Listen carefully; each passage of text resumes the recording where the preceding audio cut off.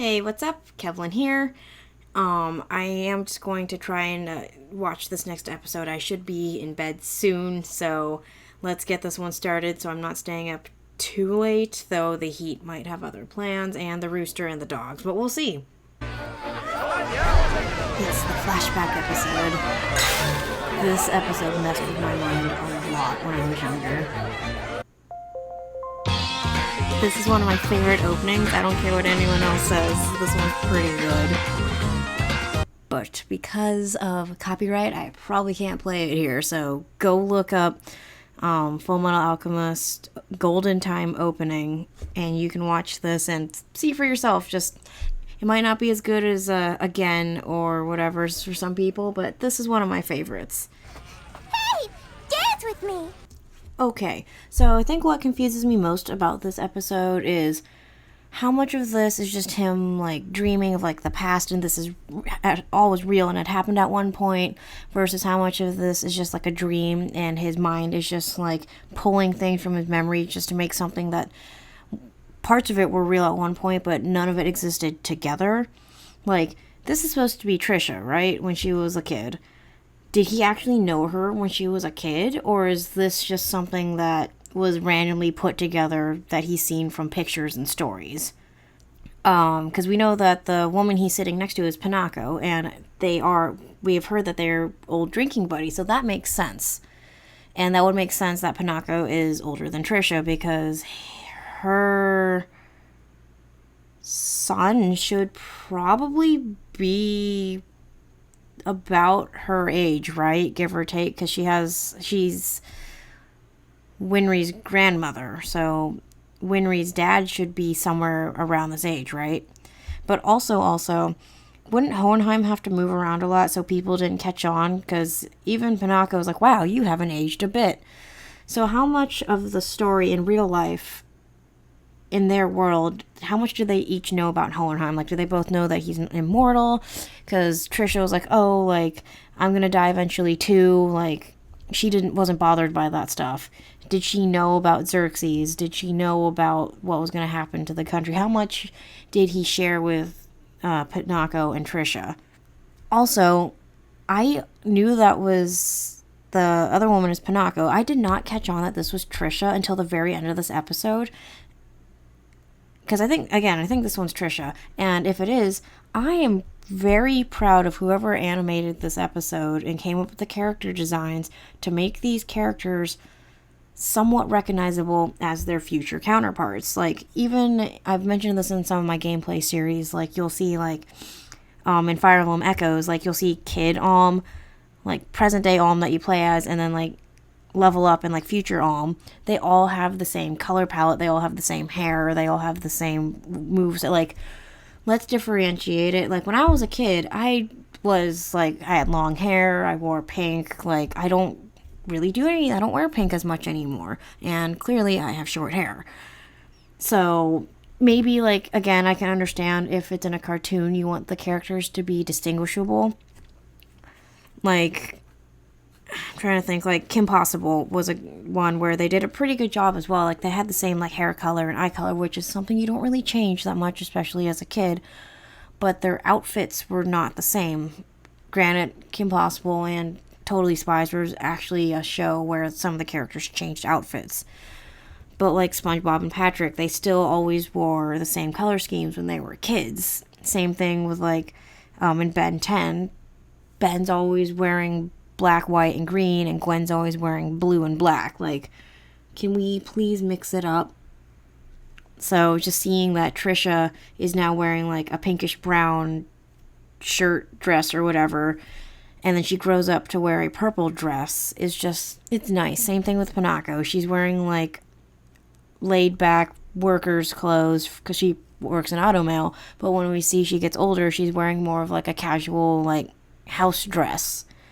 So, I appreciate the character design. Thank you very much to whoever did this. Weren't your two boys around her age when they started planning to bring back their mom? So yeah, lines like that, it makes me wonder how much of this was, like, at one point true.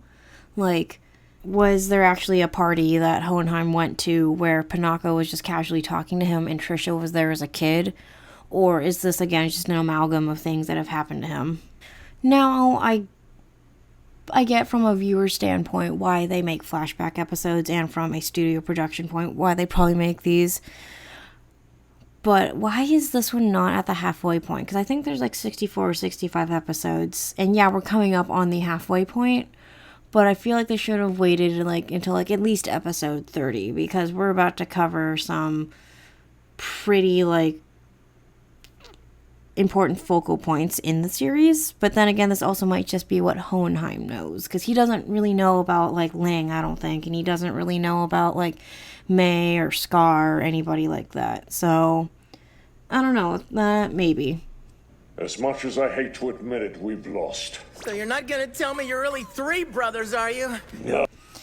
Now, this part I'm pretty sure Hohenheim doesn't know about, all the shenanigans that Ed has been in. So I feel like I would have liked this episode to be more about Hinako. I mixed their names together. More about Hohenheim's, I guess, because we get more about his past, but more maybe how he met Trisha, or how they got married, or how much information he actually told his family, or just stuff like that. I feel like that would have been more useful to start building Hohenheim as a character. Because I think, yeah, this is kind of his teaser episode for him, I guess. So because we haven't seen too much of him. I just want more information, because we learn a lot about him once he starts showing up more, but we don't learn a lot about his connections with other characters. Even Trisha, it's a very surface, well, I wouldn't say surface level, but we just kind of reiterate the same thing over and over. It's oh, I'm going to be old and I'm a monster, and then Trisha's no, it's fine, we're all going to end up like that eventually. You need to stay here and hang out with us, just relax, be happy, enjoy time with your family, so on and so forth. So I feel like seeing him interact outside more of the family unit, or maybe some of his travels as he's laying down his own circles, what he kind of went through to do that, or something like that. I don't know. You could have messed up the entire plan! What would we have done then? Huh? That, I feel like that would have been on them. Ed and Al like to poke their noses in places they probably shouldn't be. So you should have given, kill everyone besides, here's a no-no list. Probably Edward, Alphonse, Mustang, Dr. Marco, maybe even, Kimberly or Hawkeye. This is the no-no bubble. You do not touch these people. You can kill everyone else and turn them into pin cushions. Just don't touch these ones. This is the safe circle. Here, draw a circle! Okay!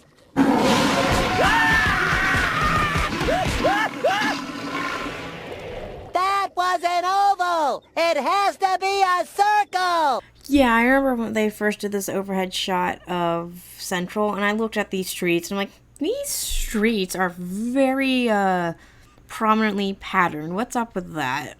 We will change. Because we can change. Right? Okay, so this, I'm 90% sure is Trisha, early, late childhood, early teens. So how long has she actually known him for? Thanks for all the help. I don't know what was in that bottle, but 1, you shouldn't be drinking if it does that to you. 2, don't litter. And 3, what was in that? Why are you saying thanks? If every time you drink that, you get, some sort of warped dream, I wouldn't drink it. There's this weird thing called a root beer float. You might want to try one of those next time. So that was the obligatory flashback filler episode. I can't really say that it's that... I mean, it was good in a sense. I don't know.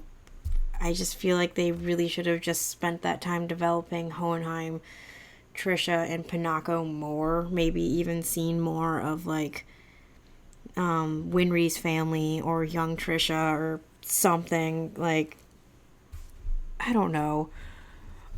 Or maybe we could have used this episode too, as well, when Edward passed through the gate, leaving Gluttony. Everyone else did too. What if we got to see, Envy's, I guess, inner thoughts, I don't really know what to say, or Ling's experience growing up and what led him to eventually take that bold step to leave Shing and look for the Philosopher's Stone. Or we could have seen like the highlights of their lives, all the highs and the lows, and what led them to where they are now. Like, I don't know.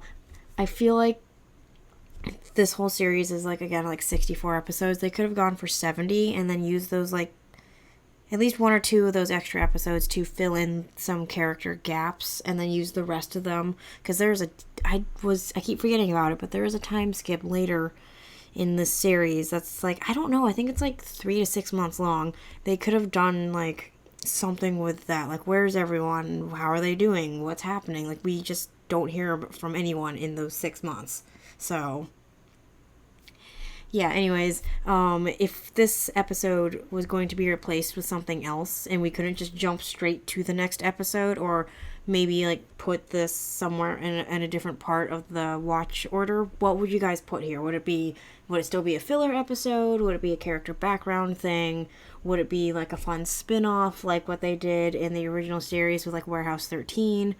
Would it be like a homunculus episode? Would it be like an Ishval episode? Like, what would you guys want to see? So let me know in the comments. And as always, thank you for watching, and I hope you have a good one.